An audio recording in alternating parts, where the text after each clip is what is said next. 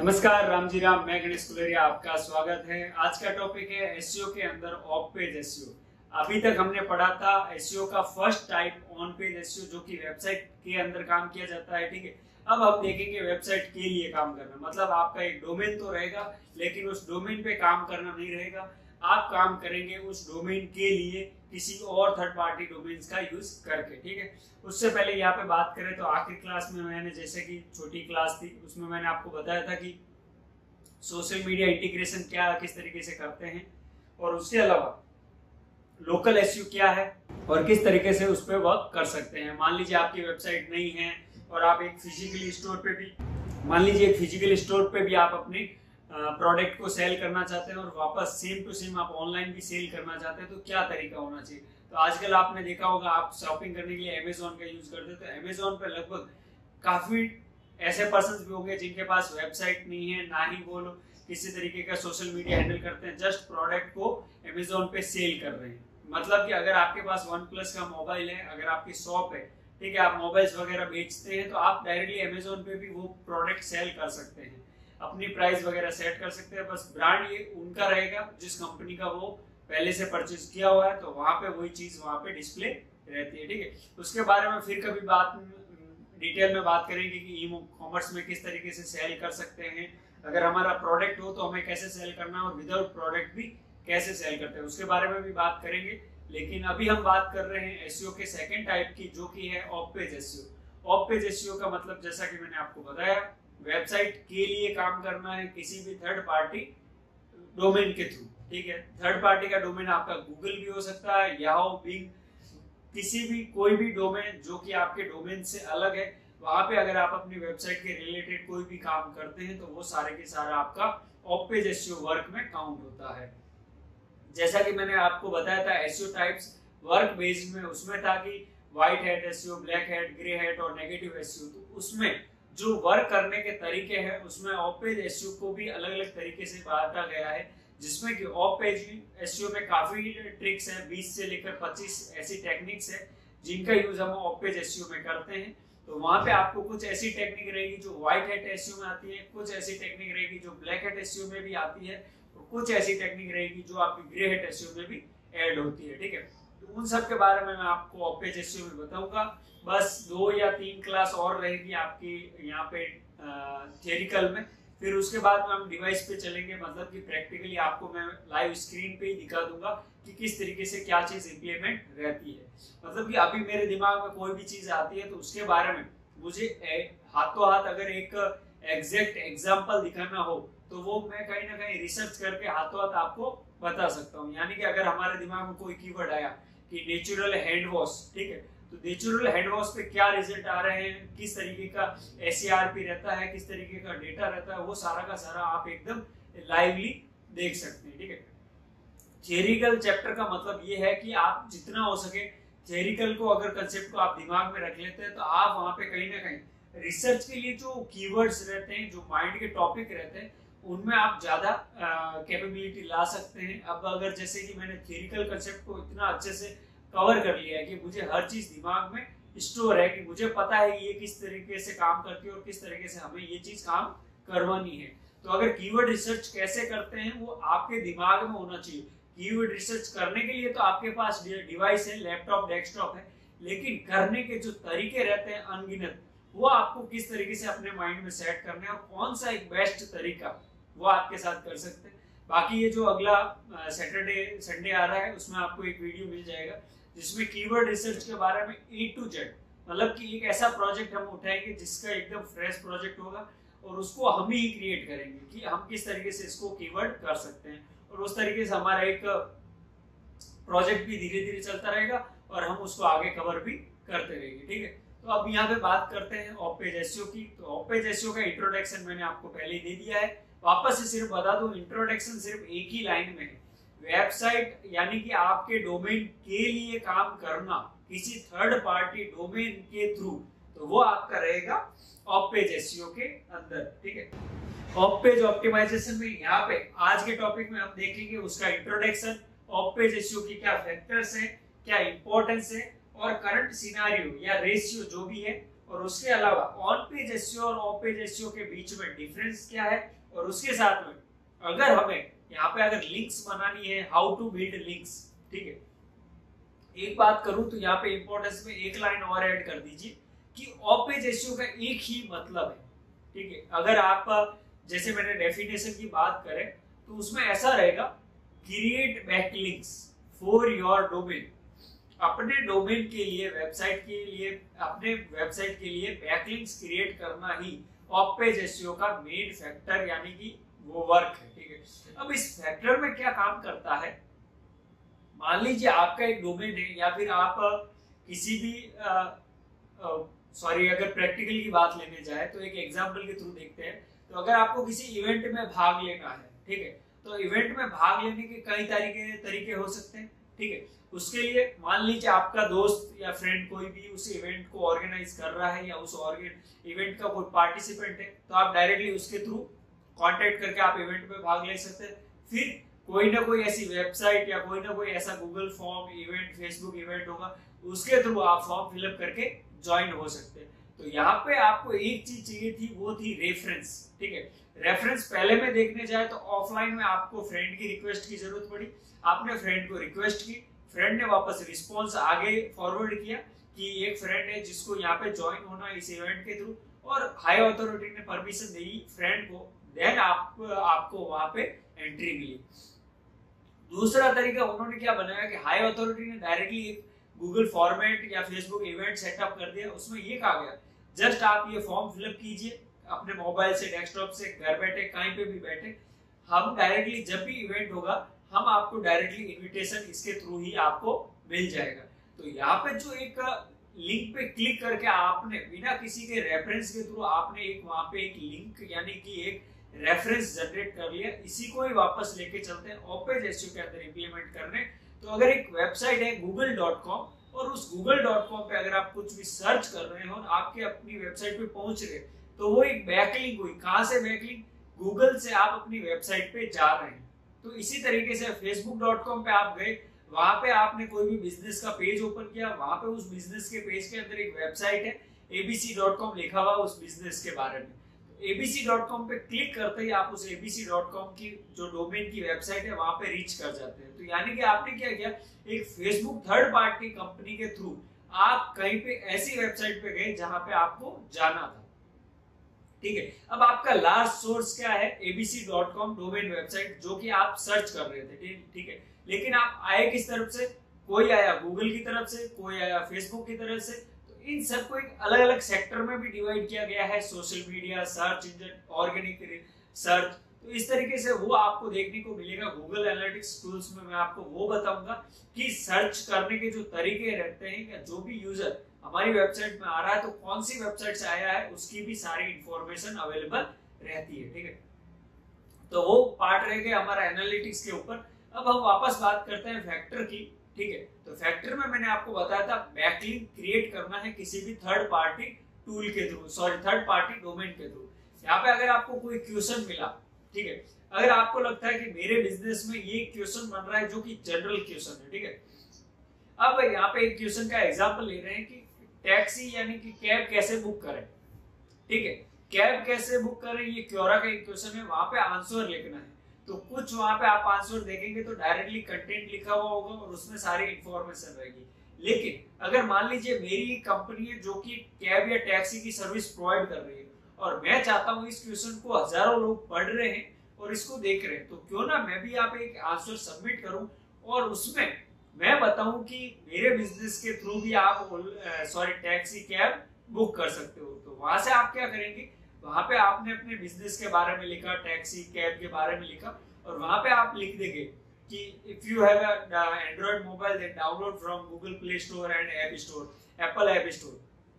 तो यूजर को वहां पे दो लिंक मिली, एक गूगल प्ले स्टोर से, एक ऐप स्टोर से, एप्पल ऐप स्टोर से। तो वहां से यूजर जस्ट उस बटन पे क्लिक, उस लिंक पे क्लिक करेगा, यानी कि एंकर टेक्स्ट पे क्लिक करते ही वो गूगल प्ले स्टोर या फिर एप्पल के ऐप स्टोर पे पहुंच के वहां से ऐप डाउनलोड कर सकता है।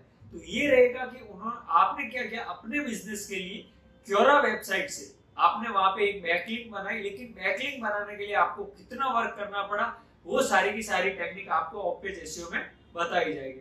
यानी कि अगर आपको क्वेश्चन और आंसर के थ्रू आपको अगर एक बैकलिंक चाहिए तो वहां पे पहला तो एनालिसिस आपको करना पड़ेगा, आपका एग्जैक्ट क्वेश्चन कौन सा होना चाहिए, एकदम ऐसा पर्सन होना चाहिए जिसका आंसर आपको एकदम एग्जैक्ट आपके बिजनेस के रिलेटेड हो और यूजर को ऐसा लगे कि ये प्रमोशन नहीं होकर एक ऑर्गेनिक रीच टाइप है, ठीक है, एक नेचुरल आंसर है जिसके थ्रू हम ये चीज यूज कर सकते हैं, ठीक है।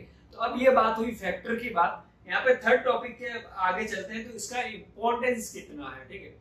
तो इंपॉर्टेंस की बात करें तो जब शुरू में मैं एसईओ पढ़ा रहा था तब मैंने वहां पे एक एग्जांपल दिया था कि जब भी आप अगर कोई भी बिजनेस शुरू कर रहे हैं या कोई भी फेसबुक पे पेज बनाया, यूट्यूब पे चैनल बनाया या आपने कुछ भी नई वेबसाइट लॉन्च की है, कुछ भी तरीके का कोई भी नया काम शुरू किया है, तो सबसे पहले आप किसे बताते हैं, यानी आप उसे बताएंगे जो आपके सबसे नजदीक में रिलेटेड होगा या नजदीक में जो भी नियर बाई रिलेटिव्स होंगे उनको आप बताएंगे, जैसे कि फ्रेंड हो गए, फैमिली, उन सबको आप वहां पे लिंक शेयर करोगे और उन्हें कहोगे कि इस चीज को आप देखिए और रिस्पॉन्स बताइए।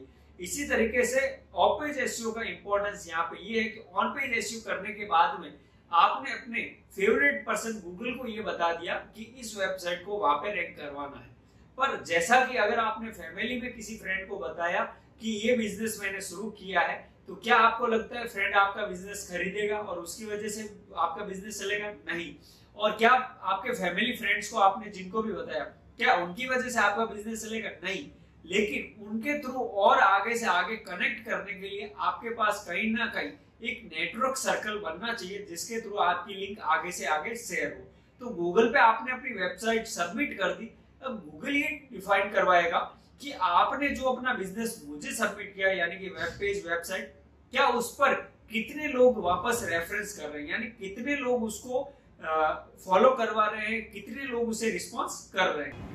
तो मतलब गूगल पे आपने अपनी वेबसाइट सबमिट कर दी है, वेब पेजेस सबमिट कर दिए, अब गूगल वहां पे आइडेंटिफाई करेगा कि आपकी जो भी बिजनेस की वेबसाइट है या वेब पेजेस है उन पर कितनी तरफ से कितनी वेबसाइट के थ्रू आपको एक कनेक्टिंग लिंक मिल रही है जिसके थ्रू गूगल ये ऑप्टिमाइज कर सके कि आपकी वेबसाइट पे जो भी इंफॉर्मेशन है वो कितनी वेबसाइट उसे आपको रेफरल कर रही है। अब यानी कि रेफरल का माने तो आपने कभी ना कभी कोई ऐसी ऐप वगैरह डाउनलोड करवाई होगी अपने फ्रेंड से या की होगी अपने फ्रेंड के लिए कि आप डाउनलोड कीजिए तो आपको भी 20 मिलेंगे और उससे भी 20 रुपीज मिलेंगे। तो शुरू की बात करें तो ओला जब शुरू में आया था तो मैंने रेफरल काफी यूज किया था। तो उसमें क्या कंसेप्ट रहता था कि जब अगर आप एकदम फ्रेश अकाउंट है और अगर आप डायरेक्टली ऐप डाउनलोड करके अकाउंट क्रिएट करते हैं तो आपको ओला फ्री में राइड नहीं देगा, लेकिन किसी पर्सन ने पहले से ओला में राइड ले रखी है और वो अगर पर्सन आपको एक रेफरल लिंक या रेफरल कोड या फिर ऐप की लिंक सेंड करेगा, उसके थ्रू अगर आप ऐप डाउनलोड कर रहे हैं तो वहां पे उस जिसको लिंक शेयर की गई है उन दोनों को 100 रुपीज, 50 रुपीज, 200 रुपीज शुरू में थे, फिर 100 रुपीज और फिर 50 रुपीज भी हुए थे, फिर फर्स्ट राइड फ्री हुई थी। तो इस तरीके के कूपन कोड रहते हैं कि अगर आप किसके रेफरल के थ्रू अगर आप कनेक्ट हुए हैं तो वहां पे वो चीज आपको 50-50 में कन्वर्ट होती है कि एक राइड आपको भी फ्री मिलेगी, एक राइड हमें भी फ्री मिलेगी। तो यहाँ पे यही इंपॉर्टेंस है ऑफ पेज एसईओ का कि अगर आप चाहते हैं कि गूगल पे आपकी वेबसाइट रैंक हो तो उसके लिए सबसे पहले आपको रेफरल चाहिए, यानी कि आपको बैकलिंक्स चाहिए कि आपकी वेबसाइट पे आने के लिए एक गूगल का रास्ता ही नहीं है। इस वेबसाइट पे आने के लिए कम से कम 1, 2, 500, 1000 या 100 वेबसाइट्स के थ्रू भी आप आ सकते हैं। तो इसलिए कहा जाता है कि जब भी आप वेबसाइट बनाते हो तो फिर लोग कहते हैं कि सोशल मीडिया अकाउंट बनाओ, तो वहां पे क्या है, Facebook, Instagram, Twitter, LinkedIn, YouTube, आपने 5 जगह पे बनाई तो 5 बैकलिंक आपकी ऑटोमेटिकली बन गई। कैसे? फेसबुक पे पेज क्रिएट करते ही फेसबुक वहां पे ऑप्शन दे देता है कि please fill your website details, तो वहां पे आपने वेबसाइट की डिटेल लिख दी। तो मान लीजिए कोई यूजर तो गूगल के थ्रू सर्च करके आपकी वेबसाइट पे आ रहा है, लेकिन इतनी जल्दी आप वहां पे रैंक नहीं हो सकते। पर मान लीजिए फेसबुक पे गूगल जितना ट्रैफिक नहीं है और वहां पे अगर यूजर सर्च कर रहा है और आपका पेज वहां पे डिस्प्ले हो रहा है, तो उसके थ्रू भी वहां पे यूजर वहां पे वो चीज खरीद सकता है। तो वो चीज रहेगी कि वहां से भी आपको एक बैकलिंक मिलना शुरू होगी फेसबुक के थ्रू। तो जब भी गूगल आपके फेसबुक पेज को क्रॉल करेगा, क्योंकि फेसबुक ने परमिशन ऑलरेडी दे रखी है, ठीक है, और उस पेज को आप भी परमिशन दे सकते हैं, वो सारी चीज हम सोशल मीडिया पढ़ेंगे तब देखेंगे। तो यहाँ पे क्या किया गया है कि गूगल जब भी आपकी वेबसाइट को क्रॉल करता है तो उसे वहां पे वापस इंफॉर्मेशन मिलती है कि facebook.com पे एक abc.com कंपनी का पेज है और वहां पे एक लिंक है जिसपे वापस हम abc.com पे आ रहे हैं। तो वहां पे एक सर्कल बन जाता है कि abc.com गूगल के पास, गूगल फेसबुक से वापस आप abc.com वेबसाइट पे आ रहे हैं। तो यहाँ पे क्या है कि आपका रेफरल बॉन्ड बन चुका है। तो इस तरीके से आपने ट्विटर से भी एक बैकलिंक बनवा ली, इंस्टाग्राम से बन गई, लिंक्डइन से बन गई, यूट्यूब से बन गई। तो इस तरीके से आपने क्या किया कि जितनी हो सके ज्यादा से ज्यादा बैकलिंक क्रिएट करने के लिए आपने नई नई ट्रिक्स का यूज करना है। तो अब नई नई ट्रिक्स का यूज करने के लिए क्या कोई एक पॉइंट तो होना चाहिए। जिस तरीके से ऑन पेज एसईओ का पूरा मतलब है कि सर्च इंजन के अंदर आपने वेबसाइट सबमिट करवा दी और उस सबमिट वेबसाइट को कुछ और मोस्ट अट्रैक्टिव कंपटीटर से कुछ अलग बनाने के लिए आप उसमें कितने चेंजेस कर सकते हैं, वो सारा का सारा आपका रहता है ऑफ पेज एसईओ के अंदर। उसी तरीके से ऑफ पेज एसईओ में है कि आप जितनी भी वेबसाइट की बैकलिंक क्रिएट करोगे उतनी ही आपकी डोमेन की ऑथोरिटी, डोमेन का ट्रस्ट स्कोर यानी डोमेन की रेटिंग वहां पे इंक्रीज होगी। तो ये जितने भी मैंने नाम लिए जैसे डोमेन ऑथोरिटी, डोमेन स्कोर या ट्रस्ट स्कोर, ये गूगल प्रोवाइड नहीं करता है, ना ही सर्च इंजन। ये कई तरीके के पेड टूल भी है, उसके बारे में भी देखेंगे। आपको पता ही होगा मोज, एमरस, एचआरएफ का नाम तो आपने सुना ही होगा अगर आप डिजिटल मार्केटिंग के रिलेटेड जानते हैं। तो उसमें क्या हो रहा है कि आपकी जितनी भी इंफॉर्मेशन है उसको वहां पे क्रिएट किया जाता है और वहां से आपको वहां पे जो कनेक्शन बनते जाते हैं, जो एक से दूसरी बैकलिंक्स क्रिएट होती जाती है और उसके बेस पे आपके डोमेन को स्कोर को और इंक्रीजिंग मिलती है। अब यहाँ पे इंक्रीजिंग का मतलब ये नहीं है कि आपने जिससे भी बैकलिंक ली करते गए। फिर एक एग्जांपल की बात करें तो जब भी अगर हम कहीं पे भी नए दोस्त बनाते हैं या हम कहीं पे भी अगर नए सर्कल में ज्वाइन होते हैं तो हम वहां पे क्या सोचते हैं, पहली थिंकिंग हमें वही फ्रेंड बनाना है जो हमारे जैसा हो। तो यानी कि अगर आप घूमने फिरने के शौकीन है तो आप ऐसे फ्रेंड को फाइंड करोगे जो ट्रैवल के रिलेटेड एडवेंचर पसंद है, तो आप उसके साथ घूम सकते हैं। अगर कोई बाइकर है तो वो ये चाहेगा कि मेरी तरह कोई ऐसा राइडर हो, उसके साथ मैं कनेक्शन बना सकता हूँ ताकि हम घूम फिर सकते हैं बाइक पे। मेरे जैसा पर्सन हो गया तो मैं यही चाहूंगा कि नॉर्मल पर्सन हो जो नॉन वेज नहीं खाता हो, अंडे भी नहीं खाता हो, वगैरह वगैरह सारी चीजें, जिसको भक्ति ज्यादा पसंद हो, डिवोशनल सॉन्ग पसंद हो, हनी सिंह भी पसंद हो और अनुराधा के भजन भी पसंद हो। तो इस तरीके के कॉम्बिनेशन वाले फ्रेंड भी मैं सर्कल करूंगा। तो ये चीज रहती है, हर एक का अलग अलग क्राइटेरिया रहता है। वैसे ही आपके डोमेन का भी क्राइटेरिया रहेगा। उस क्राइटेरिया में क्या रहेगा कि आपकी एक वेबसाइट है, ई कॉमर्स में मान लीजिए आप मोबाइल सेक्टर के प्रोडक्ट सेल कर रहे हैं, ठीक है, और मान लीजिए आपको वहां पे बैकलिंक मोबाइल सेक्टर से मिल रही है, तो मतलब ये हो गया कि आपके रिलेटिव्स ही आपको वहां पे बैकलिंक दे रहे हैं, सपोर्ट कर रहे हैं, तो आप और आगे बढ़ेंगे।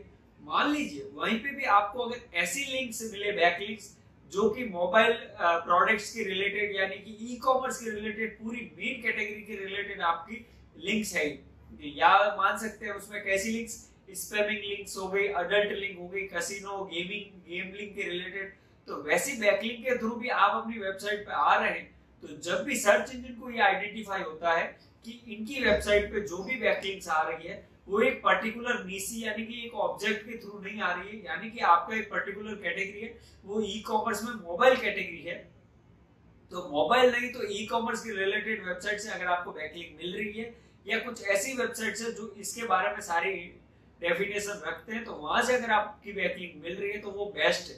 पर अगर वहां पे आप क्या कर रहे हैं, आप किसी भी गैम्बलिंग वेबसाइट से भी ले लिया, कैसीनो की वेबसाइट से भी बैकलिंक ले ली, तो यहाँ पे क्या रहेगा कि आपका रिजल्ट खराब होगा। क्योंकि अगर आपका कोई दोस्त, एक दोस्त शराबी है, एक दोस्त अच्छा खासा अच्छा वाला है और एक नशा करता है, तो उस तरीके से आपका जो कल्चर है वो डिपेंड करता है कि आप किस ढंग में जा सकते हो। आप अगर नशा करने लगे तो वहां पे जो अच्छा फ्रेंड है वो आपसे दूर हो जाएगा, और अगर आपने नशा करना नहीं तो नशे वाला जो फ्रेंड होगा वो आपसे दूर हो जाएगा, क्योंकि उसे भी तो एक ऐसा दोस्त चाहिए जो उसके साथ सिगरेट से सिगरेट मिला के पी ले। तो वही चीज है कि मतलब आपको यहाँ पे जो आपकी वेबसाइट की जो लिंक रहेगी, जो बॉन्डिंग रहेगी, वो ऐसी ही वेबसाइट से रखनी है जो जैसी वेबसाइट आपके ऑथोरिटी को और अप्लाई ना कि नीचे लेके जाए, ठीक है। अगर आपकी कोई कंपनी रहती है तो कंपनी में ये रहता है ना कि हम कुछ ऐसा ऐड बनाए जिससे क्रिएटिविटी देखकर लोग हमारे प्रोडक्ट को ज्यादा खरीदे, ठीक है। और अगर कोई ऐसा चाहता है कि नहीं ये अगर मैं कुछ बनाऊंगा तो इससे कुछ अलग होगा, ठीक है, तो और उसको ट्राई करने जाते हैं और वो अगर नेगेटिव इफेक्ट पड़ जाता है तो कंपनी को काफी लॉस भी हो जाता है। आपने कई तरीके के लाइव एग्जांपल भी देखेंगे, कोई कंपनी ने कोई ऐड बनाया अच्छी तरीके से अच्छे लोगों को मिलाने के लिए, लेकिन वहां पे गलत इंपैक्ट पड़ गया और लोगों ने वापस उसी को नेगेटिव लेकर कंपनी को डाउन ले आए। तो यही चीज है कि आप अपनी बैकलिंक्स को ज्यादा से ज्यादा स्ट्रांग बनाने के लिए वैसी ही वेबसाइट से बैकलिंक लेंगे जो वेबसाइट एकदम पावरफुल हो। अब यहाँ पे सवाल बनता ही नहीं है सबसे पहले तो आपका कि कौन सी वेबसाइट बैकलिंक लेनी चाहिए, वो सारी की चीज बाद में देखने को मिलेगी। पहले हम ये समझ रहे हैं कि ऑफ पेज एसईओ क्या है, ठीक है। अगर इसको आपने बारीकी से एकदम एग्जैक्ट टॉपिक के थ्रू आपने कन्वर्ट कर लिया ना तो आपको बहुत अच्छा रिस्पॉन्स मिलेगा, ठीक है। कई लोगों को पसंद आएगा जो पढ़ाने का तरीका, किन्हीं लोगों को नहीं आता। तो इसी तरीके से बैकलिंक का भी रहता है, कोई बैकलिंक्स आपको पसंद आएगी तो सर्च इंजन को पसंद नहीं आएगी, क्यों? क्योंकि वहां पे कोई ना कोई वेबसाइट में इफेक्ट भी हो सकता है, ओके। फिर इंपॉर्टेंस के बाद में बात करें तो करंट सिनेरियो और रेशियो की बात है, ठीक है। करंट सिनेरियो मतलब कि अभी के टाइम पे ऑफ पेज एसईओ क्या है, कितनी इसकी अहमियत है, क्या पोजीशन चल रही है, पहले ऑफ पेज एसईओ कैसा था, पहले ऑफ पेज एसईओ ज्यादा करना रहता था या कम, अभी ज्यादा करना होता है या कम, और उसके अलावा रेशियो यानी कि जो ऑफ पेज एसईओ है उसके रिगार्डिंग अगर अकॉर्डिंग देखने जाए तो ऑफ पेज एसईओ को कितना करना है। क्योंकि एक वेबसाइट में अगर आप एसईओ करने जा रहे हो तो एसईओ का टाइप ऑन पेज भी है और ऑफ पेज भी है, तो कितना ऑन पेज में टाइम देना है और कितना ऑफ पेज में, वो चीज मायने रहती है। जैसे कि मैंने पहले बताया था मेटा कीवर्ड्स के बारे में, तो मेटा कीवर्ड्स शुरू में बहुत ज्यादा रिक्वायरमेंट रहती थी, क्यों? क्योंकि जब उस टाइम पे सर्च इंजन के पास इतना डेटा अवेलेबल नहीं था। तो धीरे धीरे जैसे जैसे सर्च इंजन के पास डेटा अवेलेबल होने लगा उसी तरीके से वहां पे क्या होने लगा कि आपके जितने भी सर्च इंजन पे आपने जितने भी मेटा कीवर्ड्स ऐड किए उनका धीरे धीरे गूगल ने अवॉइड करवाना शुरू कर दिया, क्योंकि आपके कंटेंट पे फोकस करने लगे। क्योंकि गूगल के पास यानी कि सर्च इंजन के पास रिकॉर्ड इतने सारे हो गए थे, इतने सारे डेटा अवेलेबल थे कि वो उसमें से आइडेंटिफाई कर सकता था आसानी से कि कौन सा डेटा पॉपुलर है। और कीवर्ड की वजह से क्या हो रहा था, जितना यूजर ज्यादा कीवर्ड लिख रहा था उस हिसाब से रैंक कर रहे थे, और उसकी वजह से एग्जैक्ट इंफॉर्मेशन ना होते हुए भी उस कीवर्ड पे वो वेब पेज रैंक कर रहा था। तो उस वजह से मेटा कीवर्ड्स को धीरे धीरे खत्म कर दिया। तो वैसे ही ऑफ पेज एसईओ की बात करें तो शुरू में वो चीज इतनी नहीं थी, लेकिन धीरे धीरे जैसे जैसे रिक्वायरमेंट बढ़ने लगी तो उस तरीके से आपको रेफरेंस की भी जरूरत होने लगी। तो उसी तरीके से यहाँ पे क्या होने लगा, कुछ वेबसाइट ऐसी है जिनकी बैकलिंक्स अगर आपकी वेबसाइट को मिलती है तो भी वो मायने नहीं रखती है। तो हाँ, ऐसा कुछ ऐसी वेबसाइट्स पे आपको बहुत देखने को मैं बताऊंगा भी, और आपको देखने को भी मिलेगी कि उसमें अगर आप बैकलिंक्स बना रहे हैं तो वहां पे आपको कोई फायदा नहीं हो रहा है, सिर्फ आपको नाम की बैकलिंक्स मिल रही है। तो जो बैकलिंक मिल रही है उन बैकलिंक का मतलब क्या है कि आज के टाइम में अगर आप जितनी ज्यादा बैकलिंक्स बनाओगे उतना ही ज्यादा आपका स्कोर बढ़ेगा। अब रेशियो की बात करें तो ऑन पेज एसईओ और ऑफ पेज एसईओ की बात करें तो यहाँ पर डिपेंड करता है कि आपका बिजनेस किस तरीके से, ई कॉमर्स की वेबसाइट है तो यहाँ पे आपको ऑन पेज एसईओ भी काफी हद तक करना पड़ेगा और ऑफ पेज एसईओ भी काफी हद तक, लेकिन उसका रेशियो किस तरीके से डिवाइड करवाते हैं मैं आपको बताता हूँ, ठीक है। एक वेबसाइट है जिसमें कि 100 घंटे काम करना है। 100 घंटे काम करने के लिए आपके पास दो वर्क है, एक तो है ऑन पेज एसईओ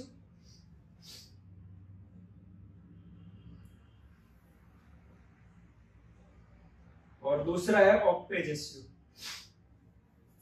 ठीक है। ऑन पेज एसईओ कितने घंटा करना चाहिए और ऑफ पेज एसईओ कितने घंटे। मान लीजिए पहली वेबसाइट है आपकी ई कॉमर्स के रिलेटेड, ई कॉम लिख देते हैं, ठीक है। ई कॉमर्स के रिलेटेड है तो ई कॉमर्स में प्रोडक्ट रहते हैं, प्रोडक्ट में कितनी सारी इंफॉर्मेशन वगैरह आती है। तो यहाँ पे आपको ऑन पेज तो करना पड़ेगा 60 to 70 घंटे, यानी कि 60 से 70 घंटे आप काम करेंगे ऑन पेज एसईओ पे, और 30 से 40 घंटे आपको काम करना पड़ेगा ऑफ पेज एसईओ के अंदर। यहाँ पे ऐसा नहीं है कि 30 से 40 घंटे में कितना ही काम होगा और 60 से 70 घंटे में क्या ज्यादा काम हो जाएगा। तो प्रोडक्ट के बारे में भी तो सारी इंफॉर्मेशन आपको कलेक्ट करनी रहेगी ना। प्रोडक्ट्स का डिस्क्रिप्शन जितना हो सके बढ़िया से बढ़िया लिखे, जितना हो सके ज्यादा से ज्यादा लेंथी और फुल इंफॉर्मेशन के साथ हो, क्योंकि प्रोडक्ट के बारे में A to Z आपकी इंफॉर्मेशन अगर वहां पे आप अपडेट करवा रहे हैं तो ही वो चीज आपके आगे जाकर ऑन पेज एसईओ में रिजल्ट लाएगी। ठीक है, ऑफ पेज एसईओ में क्या है, एक प्रोडक्ट की लिंक को आपको कई जगह की वेबसाइट्स पे शेयर करना है। ठीक है, वहां पे आपको कंटेंट कम से कम लिखना पड़ेगा, क्योंकि प्रोडक्ट के बारे में तो आपके पास इंफॉर्मेशन पहले से अवेलेबल है, जस्ट उसको कहीं ना कहीं जगह पे कॉपी पेस्ट करते रहिए और वहां पे आपको वो बैकलिंक्स मिलती रहेगी। फिर हम बात कर लेते हैं सर्विस रिलेटेड कोई भी एक वेबसाइट है, वेब डेवलपमेंट की हो गई या फिर मान लीजिए डिजिटल मार्केटिंग रिलेटेड कोई भी वेबसाइट हो गई, तो उस तरीके की वेबसाइट में ऑन पेज एसईओ कितना करना रहेगा तो मैं आपको बता दूं।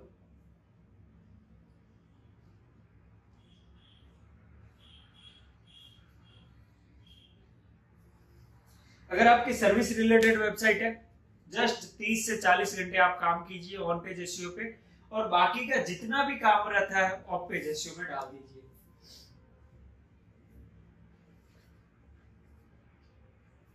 ठीक है, मतलब 60 से 70 घंटे तो आपको ऑफ पेज एसईओ पे काम करना पड़ेगा।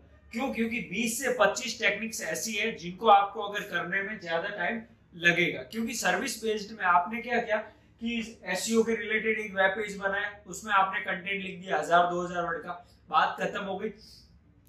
लेकिन उसके बाद में तो अगर आपको कंटेंट लिखना है, आर्टिकल अपलोड करने, क्वेश्चन आंसर करने, तो वो सारी चीज कहाँ पे रहेगी, आपके ऑफ पेज एसईओ में ही आ रही है। तो वहां पे क्या रहेगा कि आप जितनी भी इंफॉर्मेशन को अगर आप लिख रहे हैं तो वो जितनी काउंट होगी ऑफ पेज एसईओ के अंदर।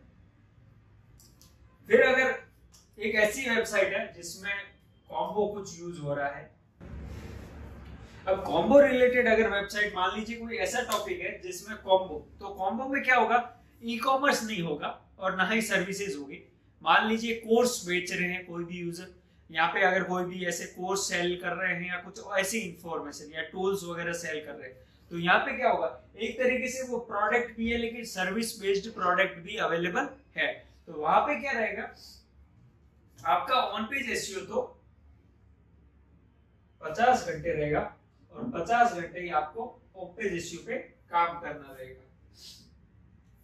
ठीक है, तो ये इतनी चीज आपकी कॉमन रहेगी कि आपको जितना भी काम करना है वो ऑन पेज एसईओ में 50 घंटे ही ऑफ पेज एसईओ में आपको काम करना है। अभी हम बात कर रहे हैं, जैसा कि मैंने आपको बताया था, कॉम्बो में 50 घंटे और 50 घंटे ही आपको ऑन पेज और 50 घंटे ही ऑफ पेज पे काम करना रहेगा। ये तो आपका सिनेरियो और रेशियो हो गए।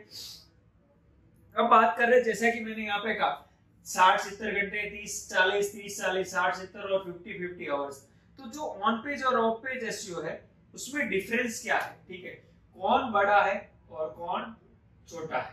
ठीक है, किसकी इंपॉर्टेंस ज्यादा है, किसकी इंपॉर्टेंस कम है, कौन ज्यादा बेहतर काम करता है, कौन ज्यादा बेहतर काम नहीं करता है, किसकी वजह से आपकी वेबसाइट रैंक करेगी, किसकी वजह से नहीं। ये सारा एक कंपैरिजन टेबल के रूप में हम देखते हैं यहाँ पे। ठीक है, तो पहला माइंड में ऐसा ही आएगा कि दोनों में से बढ़िया कौन सा है। ठीक है, ये नहीं मानते कि क्या है, वो तो आपको पता ही है, बढ़िया कौन सा है। ठीक है, तो जरूरत के हिसाब से सबसे इंपॉर्टेंट है ऑन पेज एसईओ।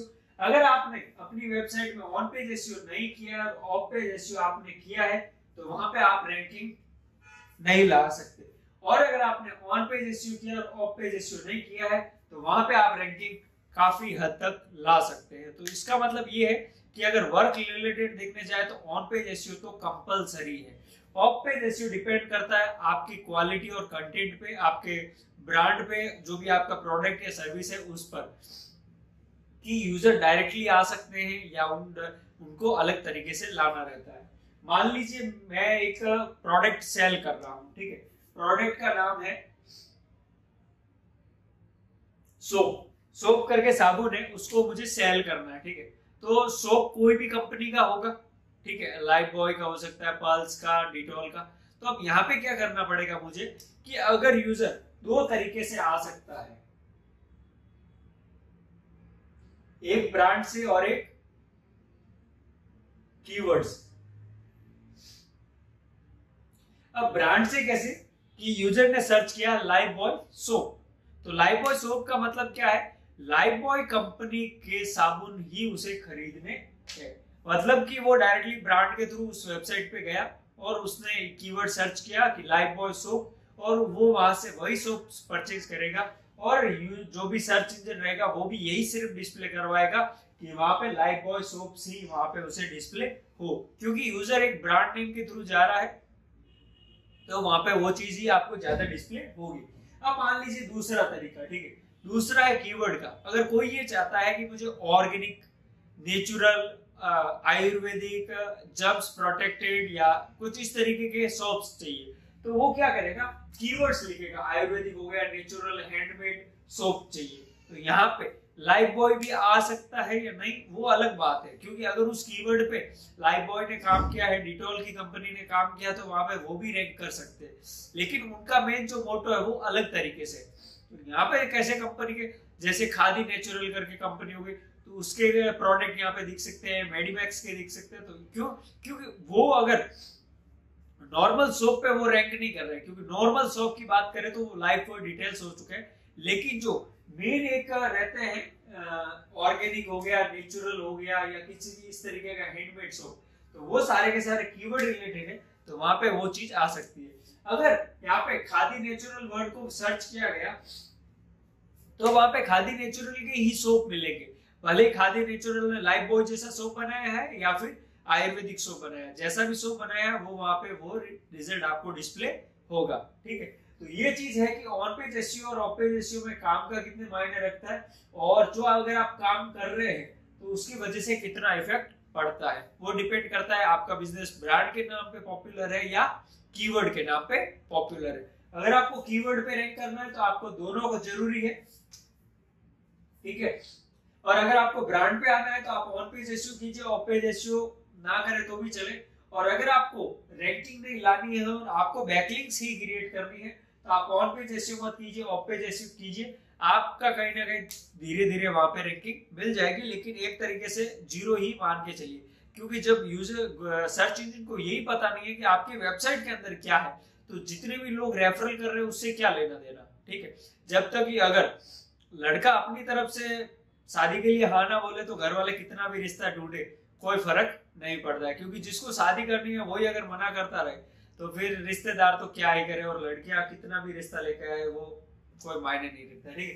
तो इसी तरीके से है कि ऑन पेज एसईओ और ऑफ पेज एसईओ अगर बराबर चलते रहेंगे तो बढ़िया गाड़ी चलेगी। तो एक मतलब ऑन पेज और ऑफ पेज एसईओ को एक तरीके से बाइक में कन्वर्ट कर लीजिए, दोनों पहिए है ऑन पेज और ऑफ पेज एसईओ।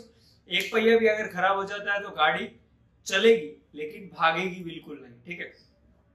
कैसे चलेगी, तो उसमें जैसे कि मान लीजिए आपकी गाड़ी का आगे वाला टायर पंचर हो गया है, तो लोग क्या करते हैं, 2 किलोमीटर दूर शॉप है, अब वहां पे आप क्या करेंगे, जो सीट है बहुत लंबी है, आप क्या करेंगे एकदम पीछे बैठेंगे जहां से आपका हैंडल फुली टच हो सकता है, ठीक है, नॉर्मली। तो यहाँ पे क्या रहेगा कि पीछे वाले टाइप पे आप बटन देकर आप वहां तक पहुंच रहे हैं, ठीक है। अब यहाँ पे उल्टा मान लीजिए, क्योंकि मैं राजस्थान से हूँ तो हम वहां पे यही करते हैं, क्योंकि ऐसा था नहीं कि हर चौराहे पे पंचर की दुकान मिल जाए, पीछे वाला टायर पंचर है तो क्या करेंगे, इतना आगे बैठ जाएंगे हैंडल के पास ताकि वहां से आप के पीछे वाले टायर पे ज्यादा वजन ना लगे और वो एकदम इजीली रोटेट होता रहे। तो ये सारी चीजें कि दोनों को बैलेंसिंग में चलवाते रहे, कभी आगे वाला पंचर हो सकता है कभी पीछे वाला, वो डिपेंड करता है कि आपकी वेबसाइट कैसी है। अगर आपकी वेबसाइट अच्छी चल रही है तो आगे वाला टायर कभी पंचर नहीं होगा, यानी कि पीछे वाला टायर। और फिर अगर आपकी कभी भी गाड़ी में कुछ प्रॉब्लम आ जाती है अचानक से, तो ऑफ पेज एसईओ यानी कि थर्ड पार्टी जहां से बैकलिंक आ रही है वही बंद हो गई, तो उस तरीके के इश्यूज रह सकते हैं, लेकिन ज्यादातर दोनों को बैलेंसिंग में रखेंगे तो वो बेटर रहेगा। इसलिए मैं तो रेफर करता हूँ कॉम्बो में ही 50-50% के ही काम की, बाकी आपकी मर्जी है आप कितने खिलाड़ी हैं। टाइटल अगर आप 1 घंटे में बना लेते हैं और ऑफ पेज एसईओ अगर आप आधे घंटे में कर लेते हैं तो फिर एवरेज हो गया आपका, 1.5 घंटे में आप 60% आप काम दे रहे हैं ऑन पेज को, और ऑफ पेज एसईओ को सिर्फ 40% ही, लेकिन आप काम बराबर कर रहे हो, बस टाइम आपको अलग अलग डिवाइड करना पड़ रहा है, क्योंकि यहाँ पे आपको इतनी सारी ट्रिक मिल जाती है और इसमें आपको एक लिमिटेड ट्रिक मिलती है, लिमिटेड वर्क रहता है, उतना ही करना है। ऑफ पेज एसईओ में आप अनलिमिटेड वर्क कर सकते हैं, ठीक है। ये तो बात हुई हमारे सिनेरियो और ऑन पेज और ऑफ पेज एसईओ के बीच में। अब यहाँ पे बात करते हैं बैकलिंक बनाते कैसे हैं। बैकलिंक बनाने के लिए सीधा तरीका सिर्फ इतना ही मानिए, एक बात फेसबुक का एग्जांपल इसलिए मैं ज्यादा दे रहा हूँ क्योंकि वहां पे आपने बहुत सारा टाइम स्पेंड किया होगा, ठीक है। अगर मैं कहूँगा medium.com वेबसाइट को जानते हो तो ना ही आएगा आंसर, क्योरा तो ना ही आंसर आएगा, याहू आंसर ना ही आंसर आएगा। लेकिन अगर फेसबुक, इंस्टाग्राम, लिंक्डइन, ट्विटर की बात करूं तो 4 बार हाँ आएगा एक ही जगह पे। क्यों? क्योंकि वो सोशल मीडिया वेबसाइट्स पे आप कितने ही घंटे दिन के आप डेली स्पेंड कर देते हैं। तो फेसबुक पे अगर एक पेज है और उस पेज से अगर आप अपनी वेबसाइट के ऊपर आ रहे हैं, facebook.com डोमेन से अगर आप abc.com आपका जो डोमेन है वहां पे अगर आप रिसीव कर रहे हैं तो उसका मतलब ये हुआ। अब जैसे कि बैकलिंक्स में अगर बात करें तो facebook.com वेबसाइट के अंदर आपने पेज क्रिएट किया। पेज क्रिएट करने के बाद में वहां पे एक ऑप्शन रहता है कि do you have a website. तो वहां पे अगर आपकी वेबसाइट है तो आप यस का ऑप्शन सिलेक्ट करके अपनी वेबसाइट का यूआरएल एंटर कर देते हैं। तो जब यूजर, कोई भी यूजर अगर आपकी वेबसाइट पे विजिट कर रहा है तो वहां से वो यूजर आपकी वेबसाइट तक पहुंच सकता है और आपकी ज्यादा इंफॉर्मेशन को कलेक्ट कर सकता है। क्योंकि सोशल मीडिया फेसबुक हो गया तो वहां पे आप पोस्ट कर सकते हैं, ना कि आप अपनी सर्विसेज के बारे में ज्यादा बता सकते हैं जितना आप वेबसाइट पे। तो आपने क्या किया कि वेबसाइट में सारी इंफॉर्मेशन को अट्रैक्टिव तरीके से क्रिएट करके फेसबुक के साथ जोड़ दिया। तो फेसबुक पे आपने अपनी ऑडियंस को क्रिएट किया और उन्होंने आपने वहां से क्या उन्हें डाइवर्ट करके अपनी वेबसाइट पर बुलाया। तो ये सारी चीज रहती है, बैकलिंक्स को क्रिएट करने का तरीका रहता है। medium.com वेबसाइट हो गई तो वहां पे आप अपना आर्टिकल लिखेंगे और उस आर्टिकल में आप एक एंकर टेक्स्ट के थ्रू आप वो जिस कीवर्ड पे आपको रैंक करना है या जैसे कीवर्ड पे आपको आना है उस कीवर्ड के एंकर टेक्स्ट पे आप अपने लिंक को ऐड करके मीडियम में अपलोड करेंगे। मीडियम के ऑथोराइज्ड एडिटर रहते हैं, वो आपके कंटेंट को चेक करने के बाद में अप्रूव करेंगे और अप्रूव करने के बाद में medium.com वेबसाइट पे आपका कंटेंट अपलोड हो जाएगा और वहां से यूजर आपके मीडियम पे भी काफी ऑडियंस रहती है, वो आपके आर्टिकल को पढ़कर अगर उन्हें पसंद आया तो वो आपके वेबसाइट्स को विजिट कर सकते हैं। तो ये चीज इतनी रहती है कि ऑफ पेज एसईओ के बारे में कि किस तरीके से क्या चीज रहती है, ठीक है। मैंने सोचा तो था कि ऑफ पेज एसईओ 2 क्लास में कंप्लीट हो जाएगा, लेकिन यहाँ लग रहा है 3 क्लास हो ही जाएगी क्योंकि ऑफ पेज एसईओ के बारे में अभी तक हमने पढ़ा है और लिंकिंग मेथड जो है वो तो बाकी रह गए, तो उसके बारे में हम कल देखेंगे। टाइप्स ऑफ लिंकिंग मेथड के बारे में अगली क्लास में बताऊंगा, ठीक है। बाकी आज की क्लास इतनी ही रखेंगे, ज्यादा लेंथी होगी तो आप लोग भी वीडियो कौन देखना चाहेगा, इतना बोरिंग वगैरह वगैरह सारी चीज, ठीक है। पढ़ाई तो क्या करें, ज्यादा सीरियस हो जाते हैं तो आपको पसंद नहीं और ज्यादा फनी हो जाता है तो वो मुझे पसंद नहीं, तो दोनों तो हो नहीं सकते। पर मैं वीडियो इसलिए क्रिएट कर रहा हूँ ताकि ऑडियंस कम आ रही है, जिन लोगों को अगर पेड सीखना होता है या पेड सिखाते हैं तो उनका तो इजीली तरीका है, गूगल पे ऐड चलाया और 1000 रुपए स्पेंड किए तो उसके बदले में 100 स्टूडेंट आ जाते हैं, तो उनका कहीं ना कहीं वो कवरेज हो जाता है। अब अगर मैं यहाँ पे ऐड चलाऊंगा तो पॉकेट से मनी गया और रिसीविंग में 0 रुपीज, तो इस वजह से ऐड नहीं चला सकता। तो वीडियोस क्रिएट कर रहा हूँ, अगर आपको पसंद आ जाए, सूरत में कोई खिलाड़ी हो जिसको डिजिटल मार्केटिंग सीखना हो तो मतलब अक्टूबर में या नवंबर में दिवाली के आसपास नया बैच शुरू करेंगे, तो उसमें आपको जरूर आना हो, ऐसी कोशिश रखिए तो और भी बढ़िया रहेगा, ठीक है। नमस्कार, राम जी राम, मैं गणेश कुलेरिया आपसे विदा लेता हूँ। आज की क्लास यही समाप्त करते हैं।